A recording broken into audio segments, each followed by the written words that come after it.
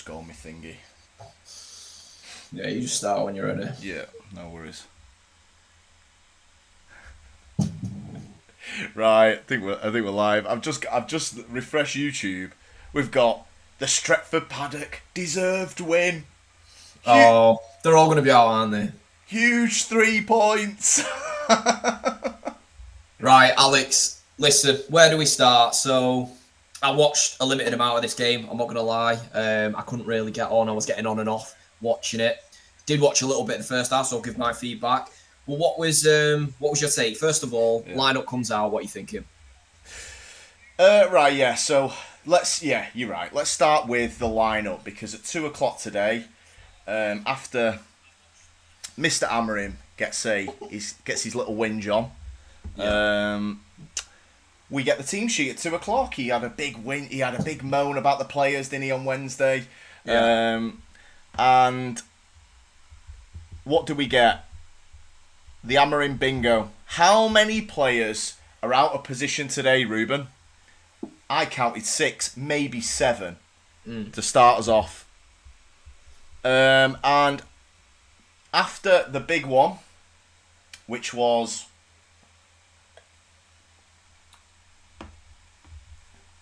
Just move the thingy up here. Bimsara's in the chat. Yes, Bimsara. Good to see you there, mate. How's it going, mate? Just adjust the chat on the stream. It's a bit small, but I'll try and make it a little bit bigger. Do you want to just read that out, Christian, while I just increase the size of the chat? Yeah, of course. Championship playoff next year, going to be lit, guys. This was just a preview. Yeah, man, I can see it. And all the top Reds will be after that when they're victorious. I'm telling you. He might take them down, but he might bring them back up. Well, I'll tell you what, Alex. Today, you must feel a bit good, bro, because you've won the 6-pointer, the old relegation battle. I'll tell you what, you've got a bit of a head start on them now, haven't you? I mean, look. Only just. Oh, VD's here. Yes, VD. Yes, bro. How's it going? Oh, mate, the chat's not fucking working. Yeah, look. We got a win. We won a game, man. But this is just classic Amorim. Beats a promoted team. Alex, right. You were saying this last year. You was like, well, the system, the only teams we'll do well against is the relegation fodder. And the proof's in the pudding. And to be honest, it wasn't like a convincing victory, was it? I mean, what a 96-minute winning penalty from Bruno.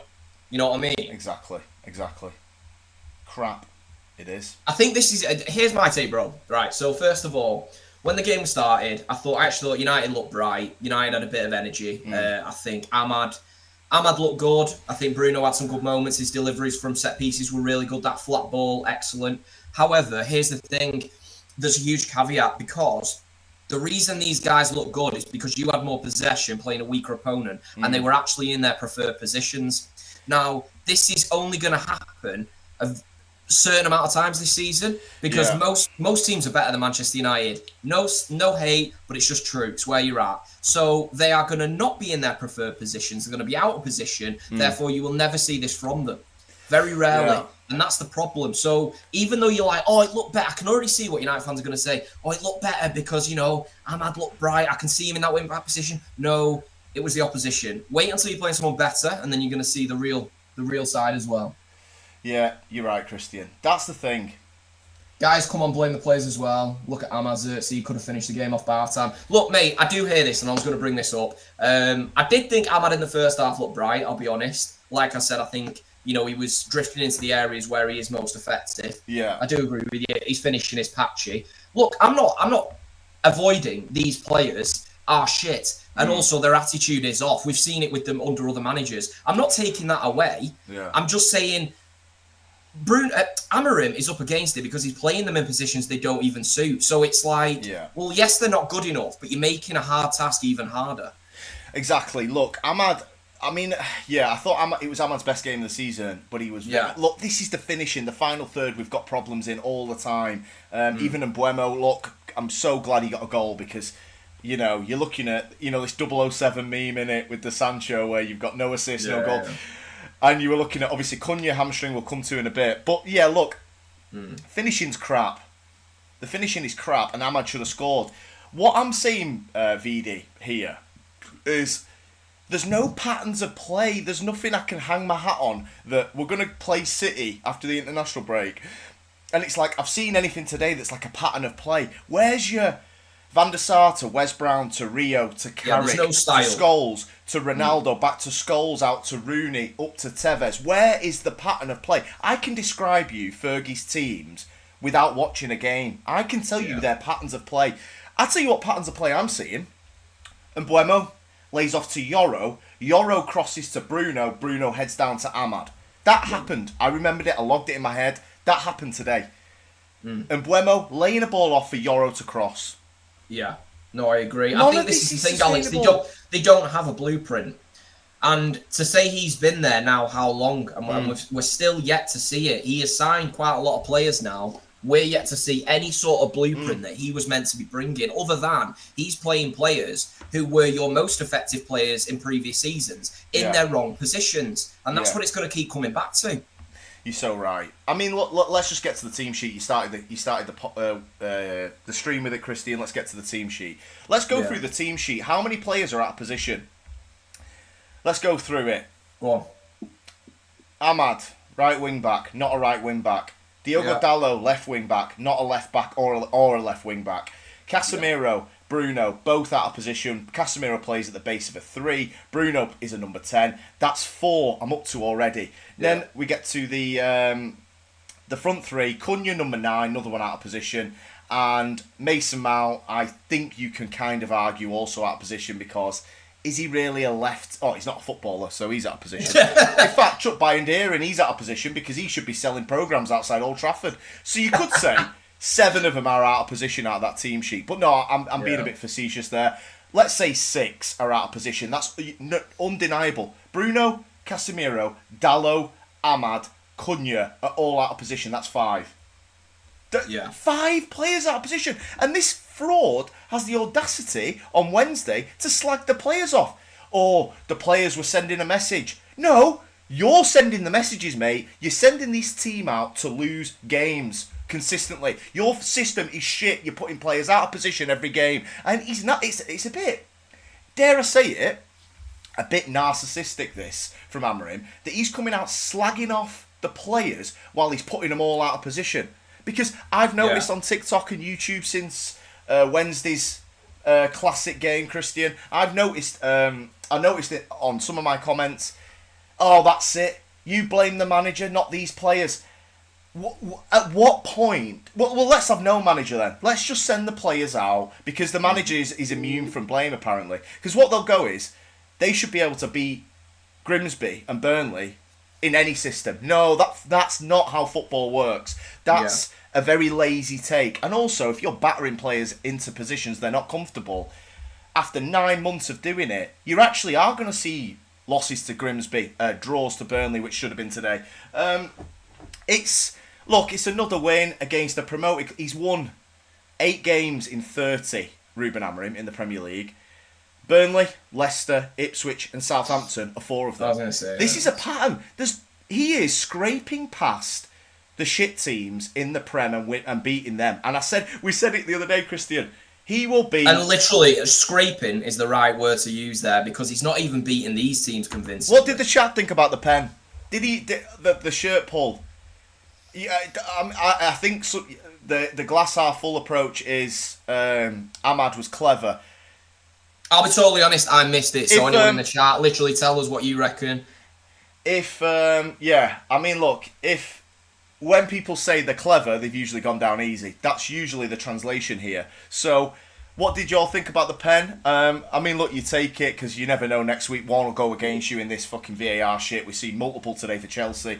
And, I think, Alex, to be fair, I think first half, I think one did go against you, to be fair. Again, mine was on and off, so I didn't get a clear watch on this game, I'll be totally honest. 6 of one, half a dozen of the other, with Mount Walker.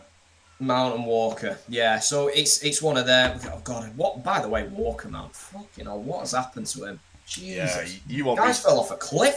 You want Rico Lewis in now?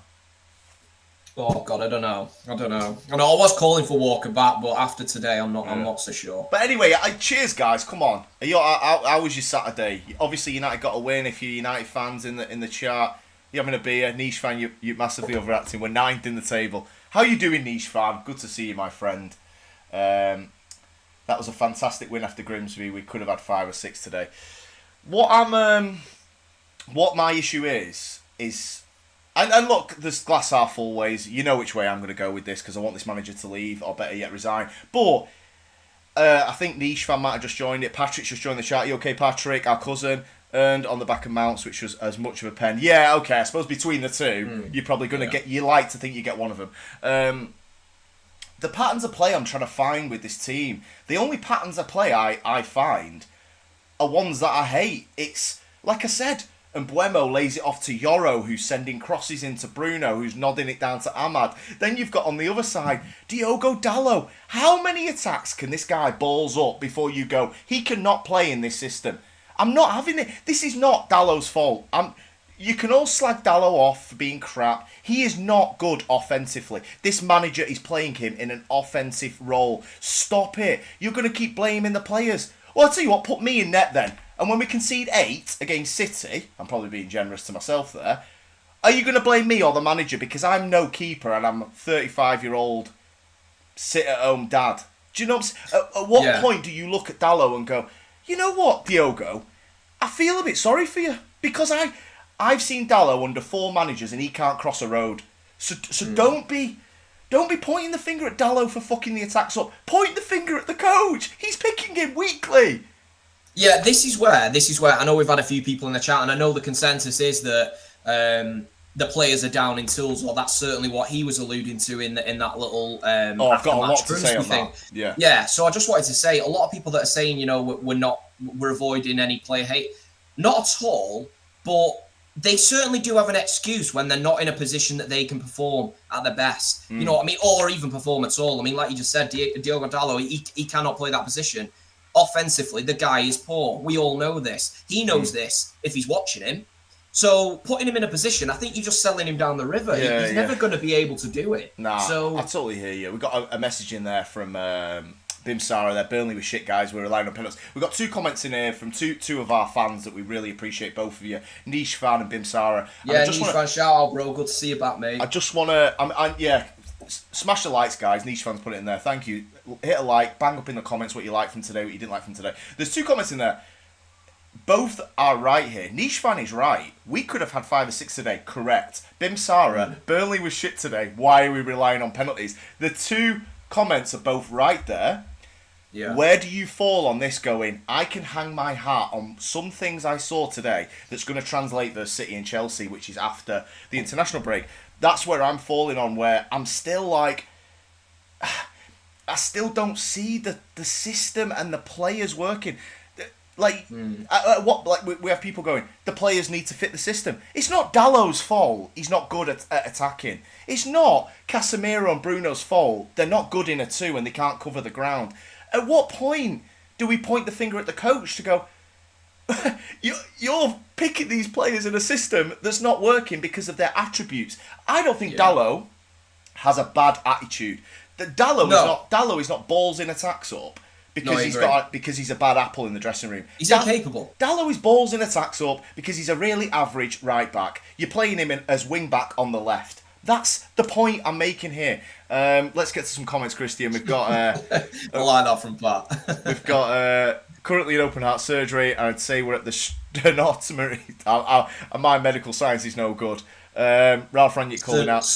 I hope I've said that right. Yeah, we're in open heart surgery, but like I said the other day, Mr. Bean's doing the open heart surgery. But no, thanks for the likes, Mr. Niche. It's good to see you back, mate. Patrick.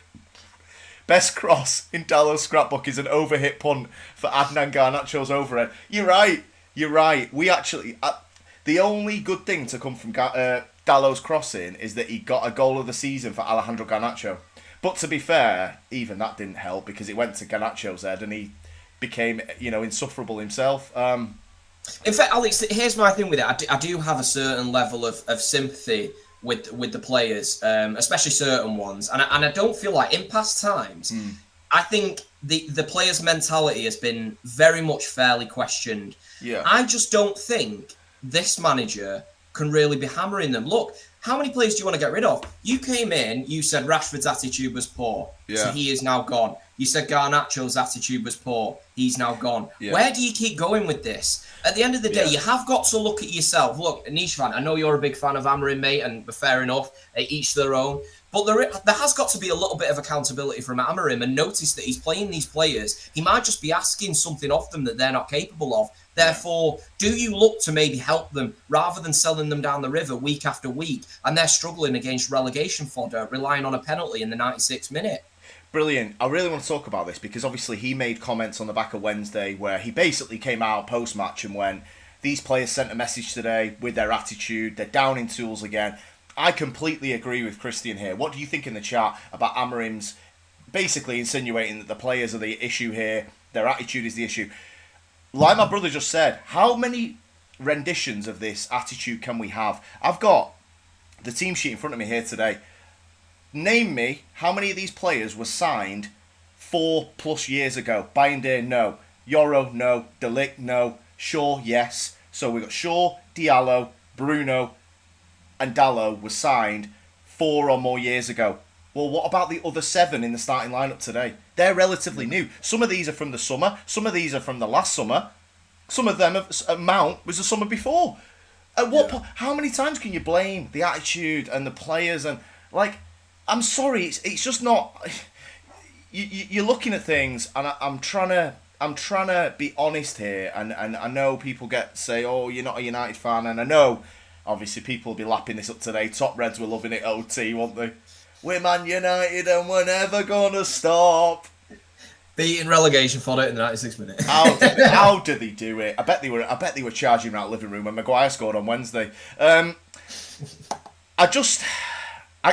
You've got to see patterns. Like I said this at the beginning of the episode, I'll repeat it. I can repeat a Fergie pattern of play to you right now from multiple teams, by the way.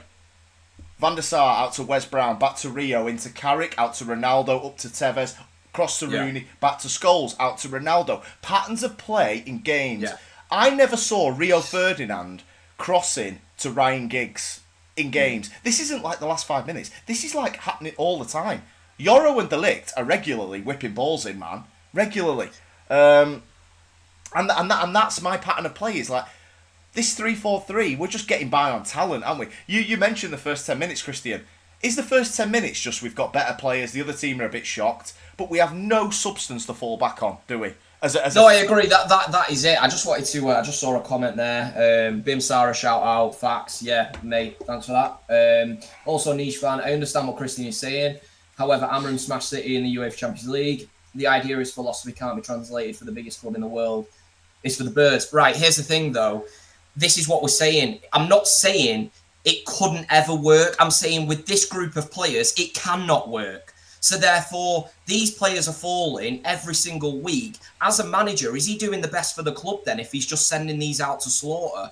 I don't understand. Is it like a bit of a social experiment? How bad can it get? How much money does this guy need then? You know what I mean? You can't just keep using this and going, he beat City with Sporting, so we run with that. But he's got to start winning games with Manchester United and actually showing some sort of substance to this squad. At the moment, there's nothing. It's poor every week. At what point does his managerial record just become a Federico Makeda last-minute goal versus Villa? That it is a moment in time. Alex, at the minute, he is living on absolute moments. And he has been. All these victories, if you go back, even these... I mean, what was it? Do you remember, what was the watch-along we did? Was it Southampton, Alex, when we just started? Southampton, and it was an absolute, it was abysmal. That is probably one of the worst games I've seen. That'd be up there with Grimsby, actually. And obviously, you turn it round, you won. It's all these moments, though, and then people forget and they don't call out how bad the performance was in general. Yeah. No, you're so right. We need a couple more windows to get the players in. It's a good point. I mean, okay, right. I agree with you, by the way, Mr. Niche, with that comment. But, so Amorim is basically forcing this system down our throats, the players' throats. So why don't you just play a system that fits this squad? Because in 2 transfer windows' time, say he somehow gets them, he's going to have a different team anyway. So forcing Dallo to left wing back, what's the point? Because you're going to replace him next summer, so people are telling me. Bruno and Casemiro in a 2. they're not going to be your two, are they? So why are you doing it now? You're doing nothing. You know, it's not like a. It's the only thing you could say is maybe Ahmad might learn right wing back, or Yoro might improve at right centre back. But what about all the other areas of the pitch? Because Bruno, Casemiro, Dalot are definitely not going to be here in a year. They're all going to be gone. Do you know what I'm saying? Yeah. I'll tell you what, I agree with what Pat's saying there as well. Do you think there's a wider point that managers now are so wedded to their ideas? Wedded to their ideas, sorry. Because they get some of the next jobs, look at company. Yeah, that is so true. And I think this is it. But then is it thinking more about themselves than it is about the club? And this is where it's a problem. I do think there's a huge arrogance around Amorim. And I do think he is genuinely thinking, well, I'm never changing. I think there's an element of fear about it. If he does go 4-2-3-1 and United win 3-0, then it's like he can never go back to the shower of shit that you have been watching, because the first game you go back to it and it looks like Grimsby or any of the other matches he's played and lost in. You know what I mean? The fans will be on him and going, look, you've seen the winning formula. You can't go back to that. And it would be frustrating. Look, if I was a Man United fan, it would be frustrating that it's so one-sided that this can never change. And it's like there's no diversity around it. It just has to be this. I'd have so much respect for him if he came out in a press conference this week and just went, look, we're going to need two more windows to overhaul this team to get it to 3-4-3. So in the meantime, I'm going to pick a system that gets the best out of these players to win games for the match-going fans. What about the 75,000 there that went today? They got through with a late goal. What about the away fans that went to Grimsby? Are you telling me 4-3-3 wouldn't have battered Grimsby? I'm sorry, it would have done. You've got wing-backs who aren't wing-backs. You've got centre-mids who aren't centre-mids. You've got fucking number 10s up front. Yeah. Wing-backs. I just, like, at what point do you just go, right, I'm going to do 3-4-3 when I have Carlos Baliba and I have all these other players. But for the time being, for the fans that watch every game from home or wherever you are in the world, I'm going to pick the best system possible to win games right now. Because Bruno will be gone. Bruno is not a centre mid in the Amorim era if he stays. Casemiro's got 1 year left. You've got Dalot is crap at wing back, so there's no way he can play it. There's question marks on whether Ahmad can play wing back in a title winning team. God forbid we even mention that. So you've got all these question marks on players that are playing right now, but they're not going to be part of your plans if you make it, bro. So just pick a system for now. No, you're right. I don't get it. Like, if you need Carlos Baliba for this to be good, well, just wait till next summer and get Baliba and then play 3-4-3. Okay, Ali, so a decent question for you as well from Niche Fan. Thank you for the comment again, mate. Okay, so let's sack Amorim then. Who do you want in? Because he's not playing 4-3-3. So, yeah, I accept he's never going to change his system. This is do or die. Yeah. So go on, Alex. Who would you have in currently that you think is attainable? I think most managers are attainable within reason for Man United. I mean, look, Eddie Howe is someone that I really, really have a lot of respect for, and I feel like we've maybe fell to the point where we can't get him, and that's a Newcastle manager. Xavi's available. Xavi plays a system that I think will suit this team. I think Kobbie Mainoo would excel under Xavi. I know this might not be popular. I do think Pochettino, he built Spurs from a bottom half team to a top 3 team. Yeah. For about 4 years, and then Levy gave him no money. They got the new stadium, and it all went to shit. Yeah. Do we need Pochettino to come in and try and redo what he did at Spurs? Stepping stone-esque. Yeah. I guess there's going to be some pushbacks here because Poch reputation. I mean, was it that bad at Chelsea? Because you could say he's put the foundations in for Maresca. Yeah, I mean, Chelsea are Chelsea, aren't they? I think I give him a little bit of a pass on that. I was a big fan of Pochettino at Tottenham and what he did. I do think he is a little bit of a stepping stone, but I think he could be very good for United, for a team like United that could bring him on, bring back that feel-good factor. I mean, offensively, Tottenham under Pochettino were fantastic at one stage. Well, he signed well as well, didn't he, Christian? Like that was 100%. And obviously that managed Kane perfectly and his transition. We've got a comment there, Binsara, about Dorgu. Yeah, so Dorgu was a signing to fit the system, and he's been benched. Yeah. So that's my point on. He's actually dropping players that he bought for this system now because Dorgu got dropped today, proper dropped. So don't be whinging at Dalot being crap because he's benching players he bought for his system for Diogo Dalot, and that's a big worry. Okay, Dorgu wasn't 80 million, but he still did go and get him in Jan. Like, if you're not that sure, don't go and get him. Eddie Howe hasn't won anything. Xavi hasn't won. Look, this winning... No, Xavi won a La Liga. Xavi's won stuff. Yeah. Xavi won a La Liga, Supercopa, mate. No, he has. So... And here's the thing with the winning... Barcelona fans didn't want to lose Xavi, by the way. I think they were quite pissed off when that happened. I know, obviously, they've gone on now and they're quite happy about it, but at the time, there was uproar. Here's the thing with not winning things. He's won 2 leagues out of 4 in a Portuguese league. Just out of interest, without Googling, niche fan, can you name me the last 3 managers that have won the Portuguese league other than Amorim? Just off the top of your head. I bet you can't. Without Google. Alex, just one thing. So obviously... No, yeah, shout AJ. I think you were here the other night, so shout out you, man. Thank you for that. Yeah, man, I appreciate that. Let's fucking not. So another thing, right? When I was watching, when the game kicked off, watched first I'd say 25 minutes, and I thought United did look bright. I thought you saw potential there in terms of, they were actually playing nice 1-2s, nice passing. They were getting forward quite a lot. Press was nice. However, I just feel that this is because you're playing Burnley.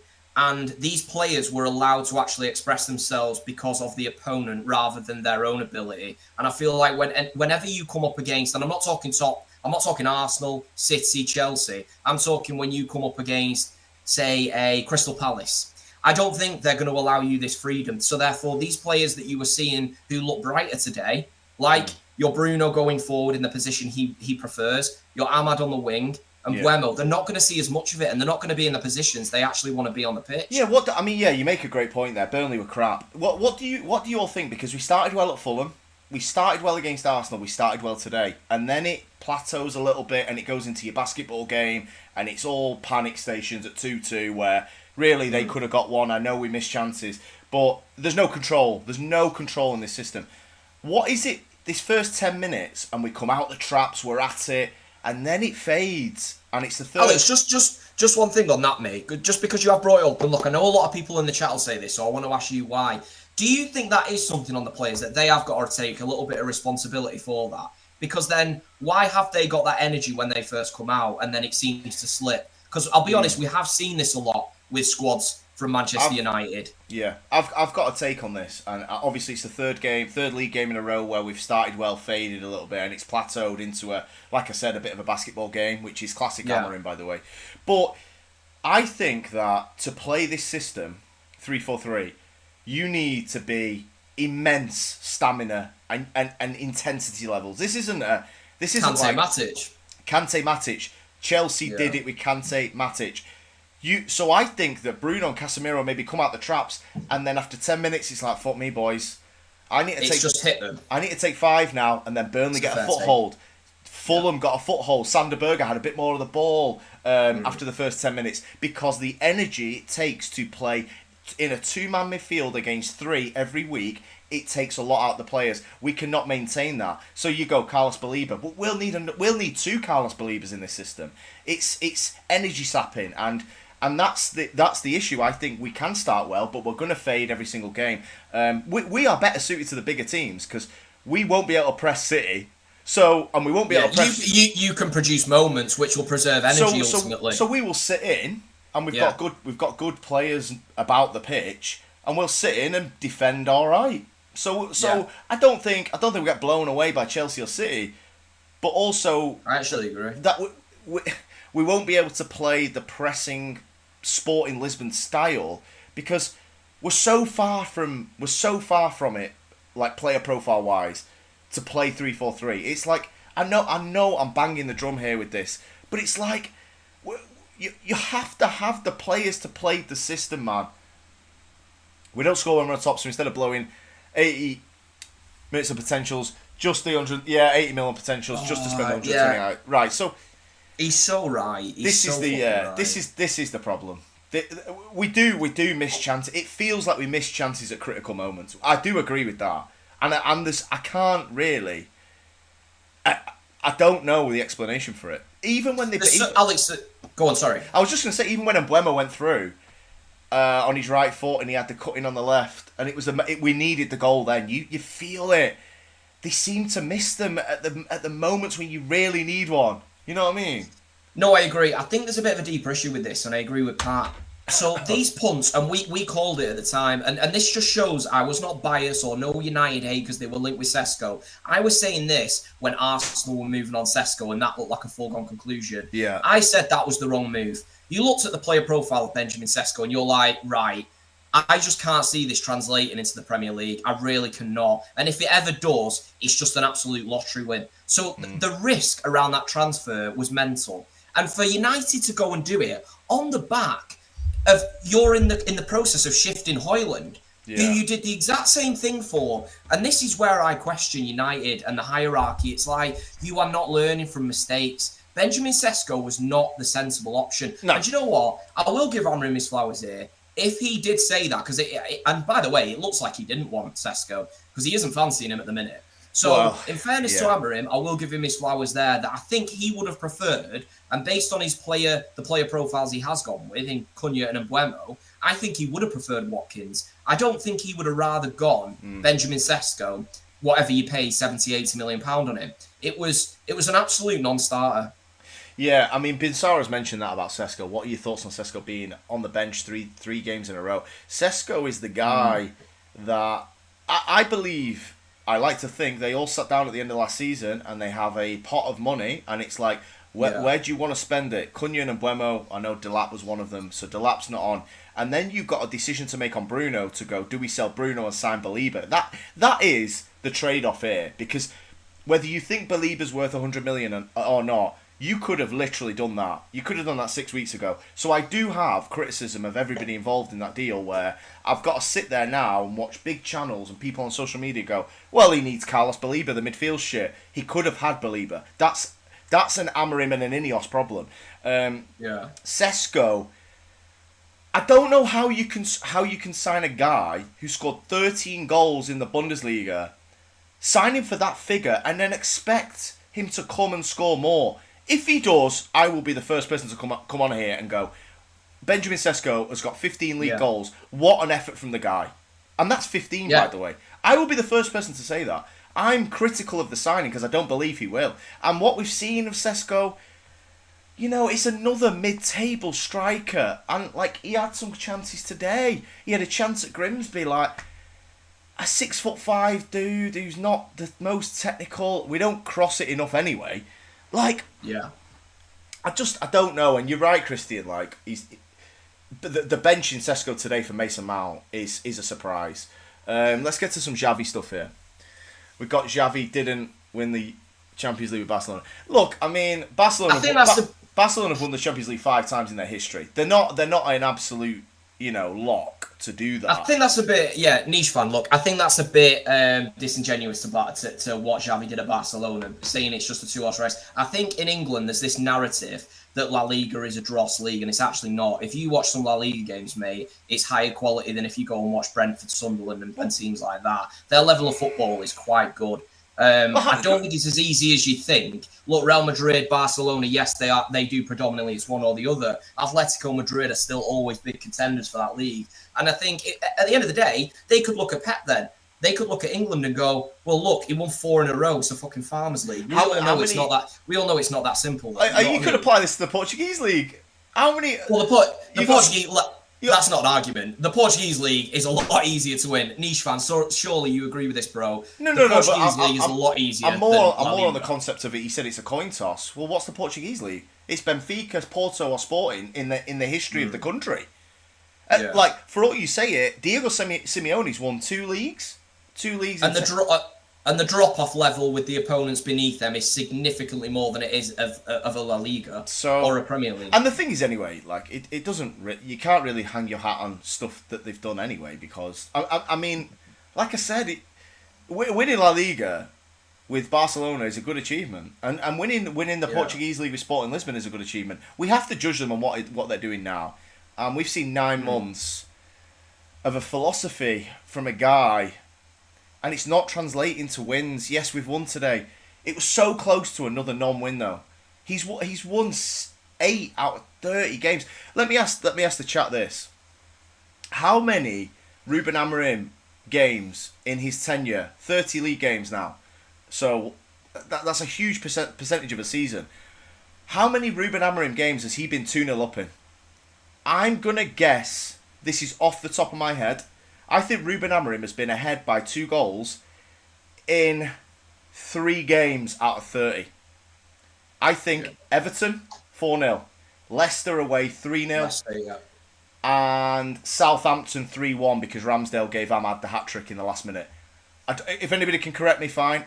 I think Ruben Amorim has been ahead by more than a goal in the Premier League in 3 games. That is atrocious. That is scraping the barrel. You are not beating anyone convincingly. Bimsara, they're 3. I think it's 3. Yeah. Ruben Amorim has played 30 Premier League games as manager. He has been ahead by more than 1 goal in 3 of them. So even in the wins, Christian, you are backs to the wall in the last minute. Today, Burnley, it's 3-2. They've got a free kick. You could easily... Villa, last game of the season. Sorry, okay, 4. You're right, Kamal. You're right. I was there. Oh, Kamal, we're not seeing you in the chat yes, for a bit. Kamal, how are we, mate? Yeah, Villa, I was there with my son. Yeah, okay, Villa. So 4 games out of 30, Christian, Ruben Amorim has had his United side up by more than 1 goal in a game. Alex, do you think so? I just read a comment from Niche Fan. He said, that's true, but Amorim's overperformed in the UEFA Champions League. That's why he was hired. Sporting are never expected to even win more than 2 games in the UEFA Champions League. Right, yeah, I get you. Now, I think with Amorim, in fairness, I think when the club hired him, I genuinely thought he was coming. I think they thought he was coming with a magic wand and he was just going to fix all this. In fairness, they didn't anticipate Amorim needs the players to perform in this system, and I think they underestimated how much of an overhaul was actually needed for this squad for him to actually perform in the Prem.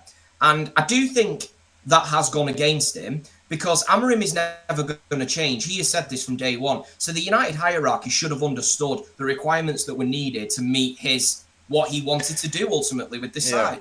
Yeah, you're definitely right. I mean, Ineos effectively have brought in a manager who is married to a system. Yeah.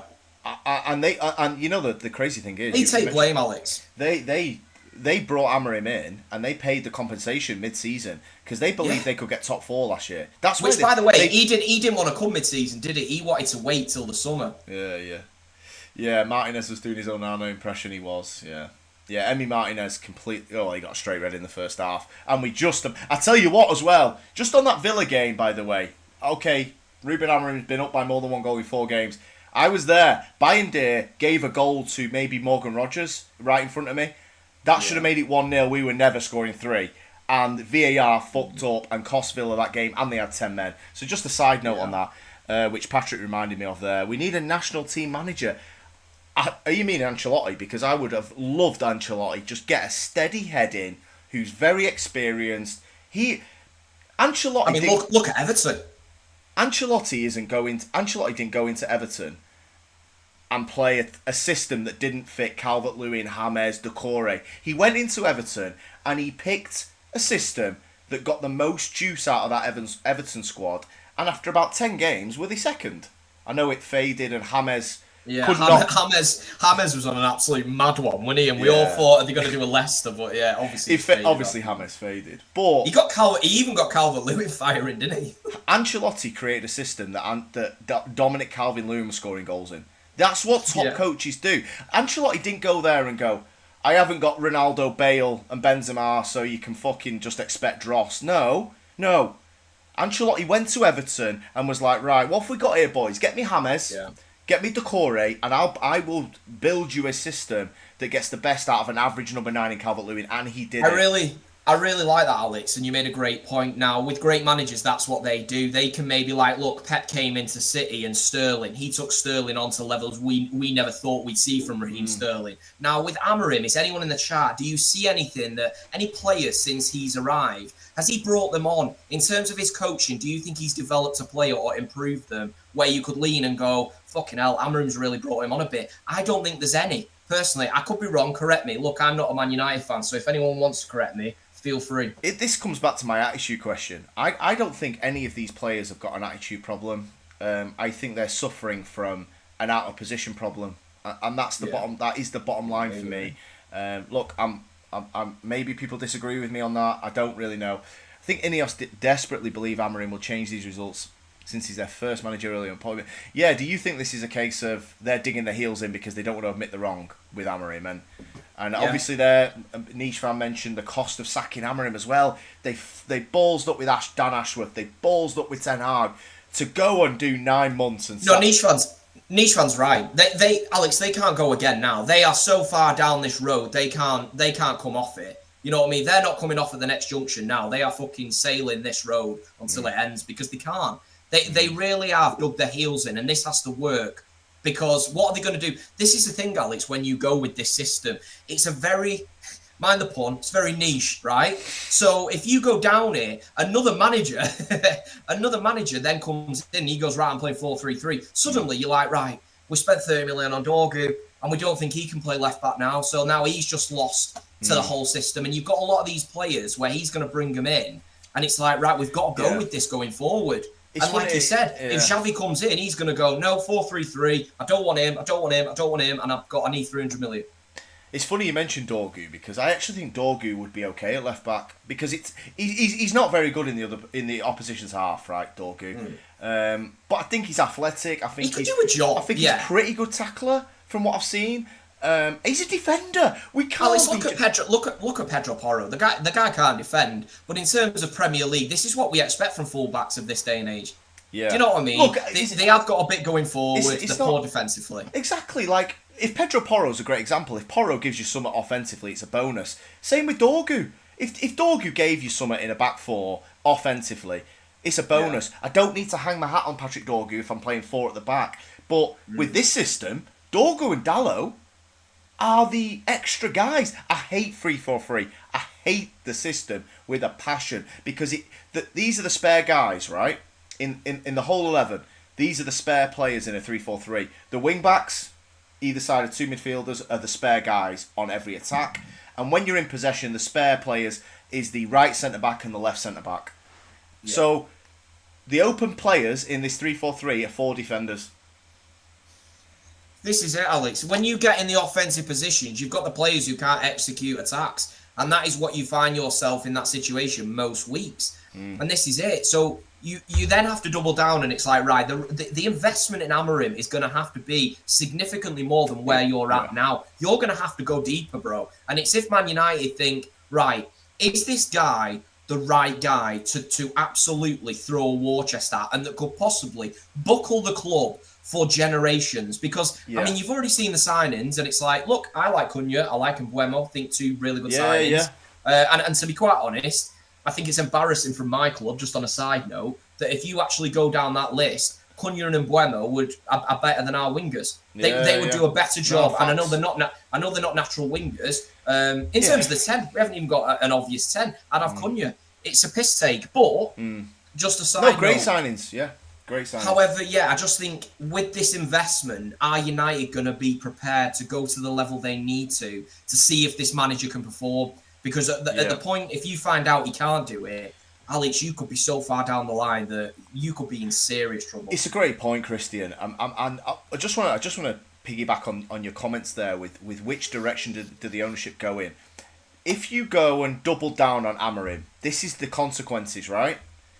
You need 200 million pound midfielders. Carlos Balibas one, and another one, by the way. Look at that Chelsea team. It wasn't Kante and one other. It was Kante and Matic. You need 2 monsters in there, Baliba and another, right?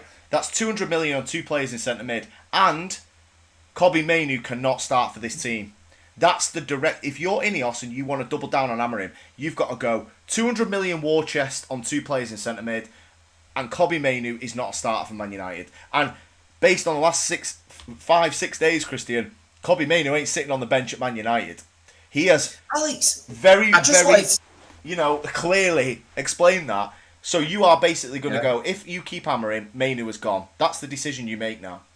Yeah, I just wanted to ask you this, Alex. So the comments from, obviously, it came out, Fabrizio Romano has recently reported that Amorim said, no, he's not leaving, right? So then Is this some of the Bruno though? It's a bit like, right, he's not leaving, but I admit he can't play the position that I want him to play, hence why he's on the bench every week. He's got to compete with Bruno. Bruno, by the way, who is also out of position, which makes even less sense. So it's like, why do you want to keep him? Why are you handcuffing the guy to a system you're admitting he can't play? Then let him go. I think there's real issues around the Mainu versus Amorim conundrum here. We'll come to him in a minute. Let's get some comments, Christian. We've got Iraola's mentioned there by Pat and Bimsara. I like him. I really do like Iraola. It's just again, look, I'm not saying Ancelotti's available. I'm leaning more to a. Let me try and put it in context. I like Cunha and Mbuemo because they're Prem proven and a bit more established. Iraola is more like a Højlund signing where it's like he's shown promise, but again it's another Ten Hag and an Amorim, isn't it? Well, no, because he's been in the Prem. He's probably a bit more of a slightly safer bet. But man, it's again, you go into a mid-table team and taking their coach. But look, I don't want to come down too hard on Amorim. He has won today, but I'm really just fucking hate this system. Kamal. No matter the manager, we need a consistent recruitment strategy that doesn't depend on the manager. We need to play the same style of different coaches like Liverpool. Yeah, I mean, but I tell you what, you mentioned Liverpool there, Kamal. And obviously Klopp built a very, very strong 4-3-3 over the years. With 3 flat midfielders who grafted their arse off and 3 forwards who will score me the goals. And then in comes Slot, and everyone said, oh, mate, Liverpool are going to fall into a post. Yeah. It's going to be like post-Fergie, this. And what does Slot do? He didn't play 4-3-3. He went 4-2-3-1 and played Szoboszlai as the 10. Something Klopp never did. Yeah. So I do like a manager who comes in and goes, nah, you know what? I see what you've been doing over there. I think the players are good. I think the squad's good. I'm going to tweak it a little bit. And I'm going to get a little bit more juice out of Szoboszlai as a 10 as opposed to Klopp playing him as an 8. Gravenberch as well. Gravenberch as a DM. Slot picked him. What a great shout that is. Yeah, this is the thing, Alex, and this leans back to what I was saying before. People that are pro-Amorim, you've got to start looking at, well, what is he doing with the existing players in this squad? Does he just keep needing more? Does he just keep needing another £100 million signing? I won't give him that much credit. If he goes and signs Belieber and Belieber's good, well, we know he's good. I want to see what he can do with the players he's got and actually see if he can bring any of the existing squad on. Wow, what a comment from Patrick. Interesting, United trucking out academy play. I have not connected these dots, by the way. Interesting, United trucking out academy players. Apparently Barada was the man who pushed Palmer, Elise, Rodgers out 6 foot. I mean, I tell you what, that's the most eye-opening thing I've seen today. Barada has given us PTSD to the point of that we rejected a 70 million bid off Tottenham for an actual shit winger, and we're trying to peddle that one. It's just ridiculous. So he's left long-lasting pain there. Yeah. I mean, I am very, very concerned about this. Look, I'm not bothered about Garnacho. I mean, everyone who watches us knows I've never rated him. Mainu versus Amorim. I think this is a real zigzag moment. Are we going to zig? Are we going to zag? Which way are you going to go here? Because people could, let's talk about Kobbie Mainu, right? Because I've got a tweet here from somebody today. I can't get it on the screen. Maybe I can after. And it's from some numpty online. Is that his label? Oh no, I've lost it.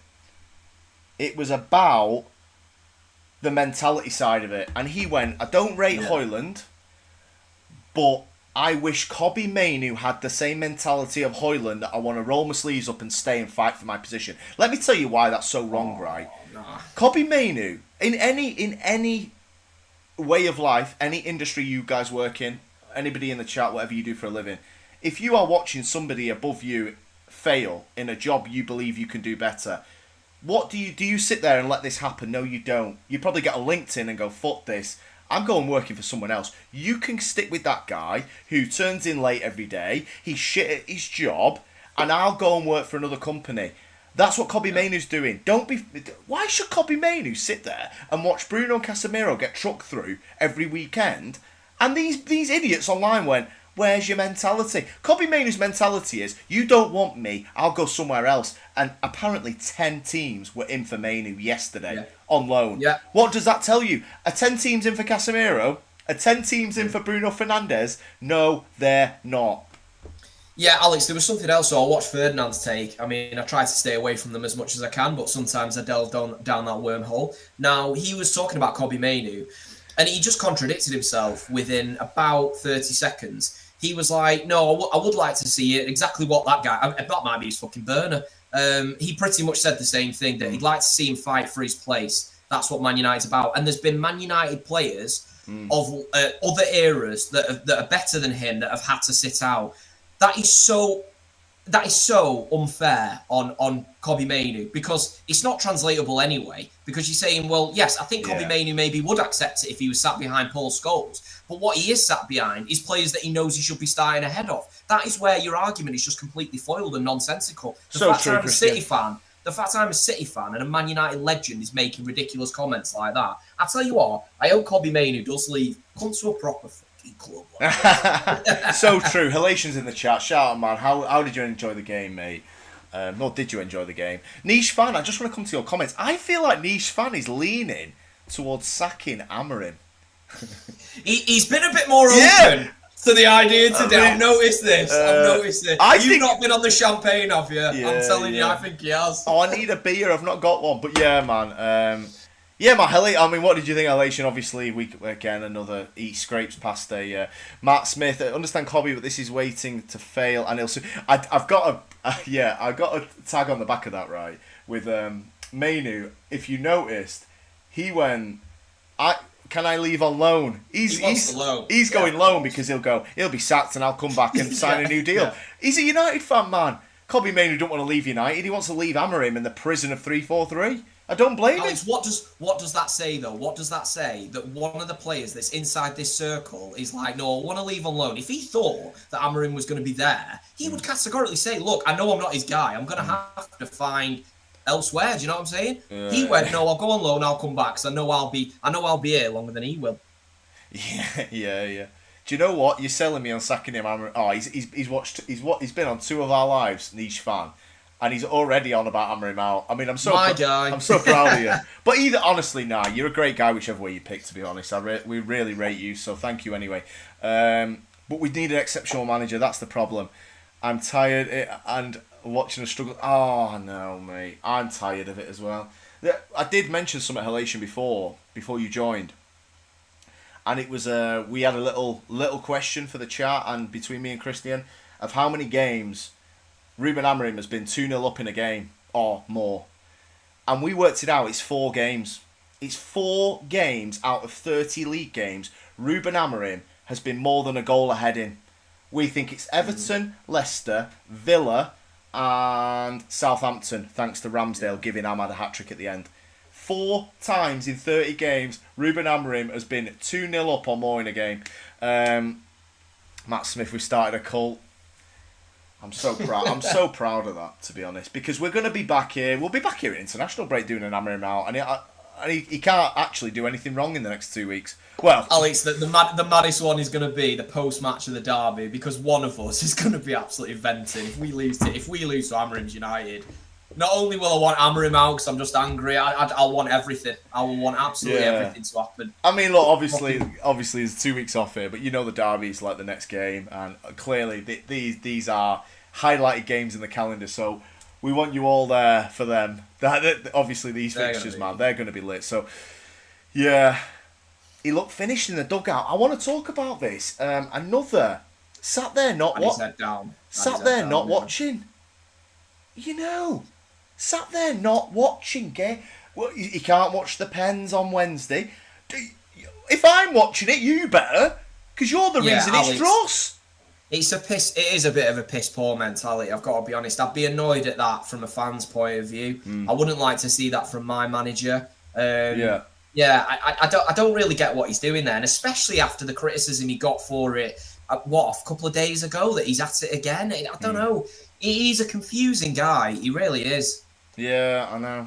The one thing I will say, he's consistent. Whether it's consistently shit, but he's certainly consistent in the way he goes about things. He doesn't change for anyone. So he's got some perseverance. He's consistently shit, all right. We should have kept that. Yeah, we got Southampton. Yeah, I remember that own goal. That was one of mine and Christian's first watch-alongs, Kamal. And I remember he actually preempted the corner by going, Southampton haven't scored from a corner all season.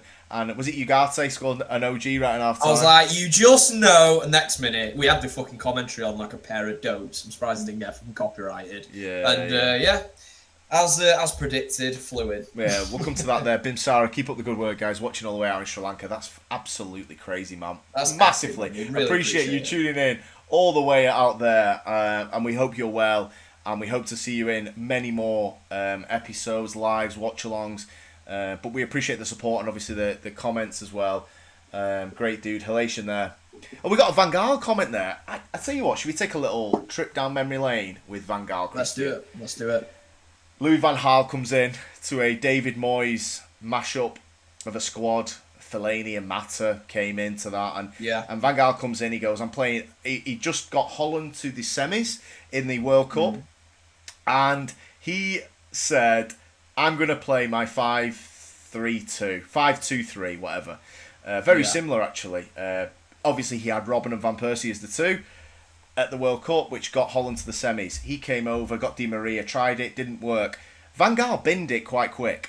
And Van Gaal tried something else, and then he tried something else. Van Gaal finished that season. We were fourth.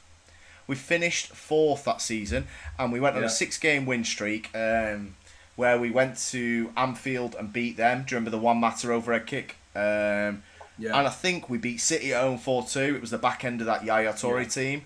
And he had Ashley Young out wide. He had Herrera, Fellaini, Carrick, Mata, Rooney. It was a bit of a shambles, but he changed. He went to something that suited the team, and it's just interesting, isn't it? We got. Sorry, I just seen Kamal's message there, where he said I will only come back when we win again. I'm fed up of losing as well, but here we are. It's therapy, my guy. It's therapy. Yeah. The sad thing is, I think for once, getting football people in the backroom staff and new training ground, I just think they back the wrong guy. I do. My gut feeling isn't changing. I really do think they've put all the chips in on this guy, and it was a mistake. Yeah, well, this is it, Alex. And the only way out is to reinvest heavily with a new guy, like Nishvan was saying. And are they prepared to do it? Are they even capable of being able to support another manager with another manager's philosophy? I just don't think they can afford to go down that street. I think they've got to see how this one plays out, and you're going to have to pray he gets the right players in for this system, and you start performing. You get some identity. You understand what to expect in these games. Because currently, Alex, every game is poor. Every performance is poor. It doesn't matter. Even the games you've won, they're not impressive. They're not. We did it, didn't we? We did the 2-goal thing, Christian. We've listed the teams that he's beat.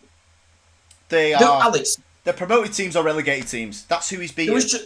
There was just something else, and this is where I do worry with Amorim, is that when he was pissed off, and he was after the Grimsby game, and he was saying about the performances they have had against other sides, and the ones he quoted were losses. Because mate, you can't do that. Like, if you're going to come with some sort of excuse, don't go, we were better in them games, which we also lost. Bro, because he said, well, apparently to top Reds, the losses were good. That Arsenal 1-0 loss is going down in folklore.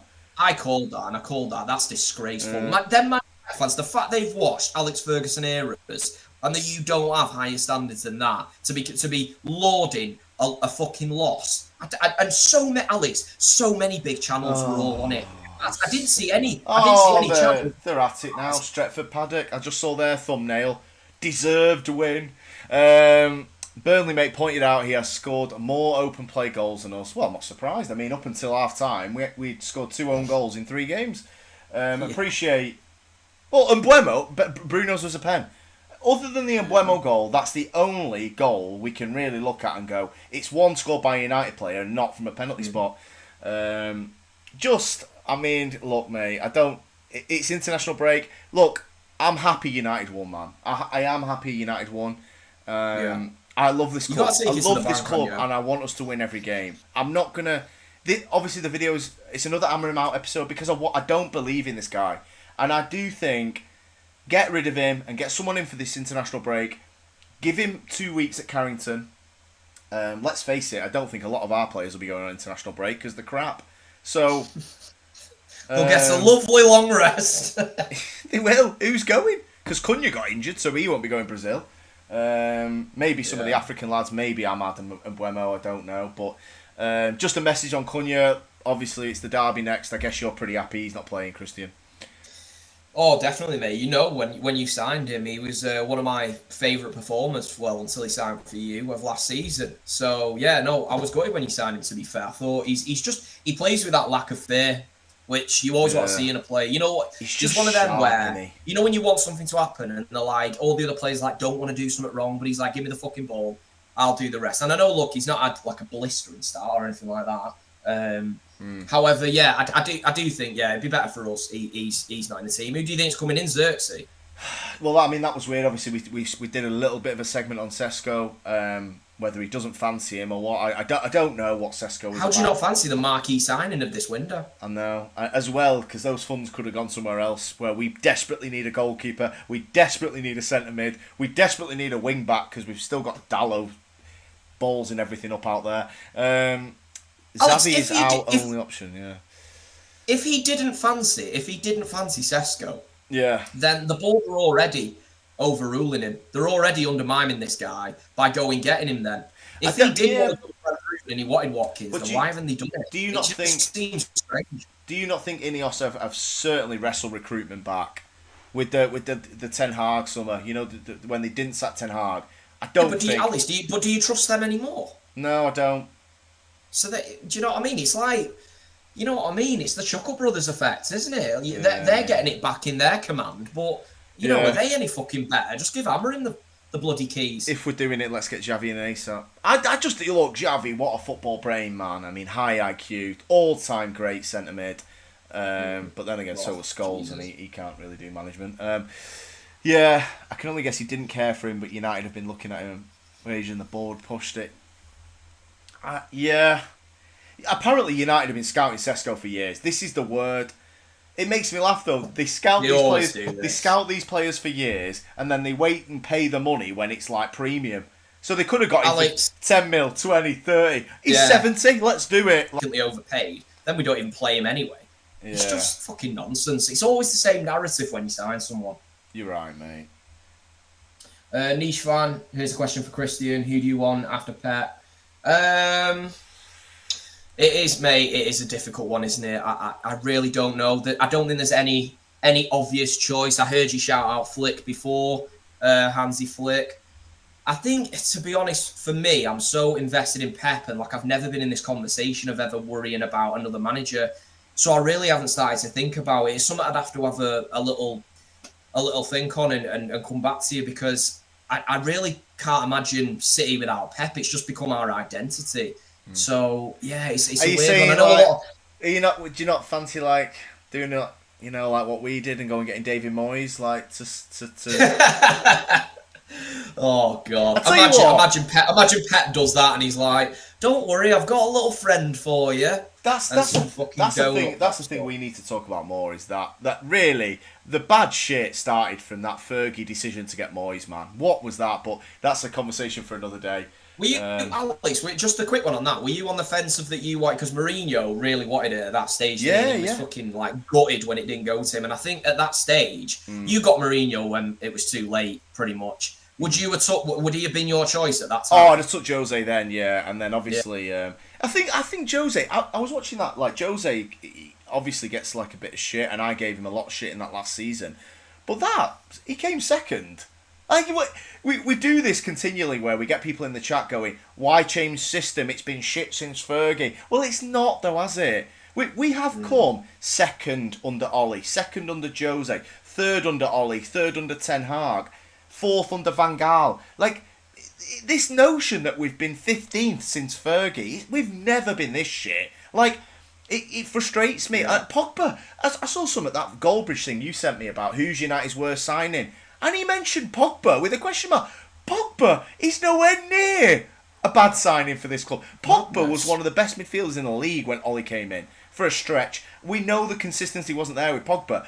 Pogba was not in any way close to a bad signing for this club. Like, No. compared to the fucking others. Like, it just makes me laugh. Like, so yeah, I mean, it's Pogba's I agree. Look, how Pogba gets put in the list of who was the worst signing, Pogba, Sanchez, Onana. It's like, sorry, why are you putting Paul Pogba in there? He was I agree. he was part of multiple teams that came second and third, won a couple of trophies with Jose. You know, like Alex Pep wanted him. Need I say more? Do you know what I mean? Pep made the call, didn't he? Niche fan, by the way, just to go back to it, having a little think then since you mentioned, and do you know one name that I would, but I think he's unattainable, is Luis Enrique. I think the transitional period when we lose Pep will be difficult no matter where we go, whichever route. Luis Enrique is, I'd say at the moment, especially on the back of last year, I'd say he's up there, if not currently, pound for pound at the moment, probably the best one. Yeah. No, facts. So, but I think he's attainable? No. But then again, I didn't think Donnarumma would be attainable, and they're shifting him out the door. Imagine Donnarumma's face next summer when Luis Enrique knocks up at City's training room.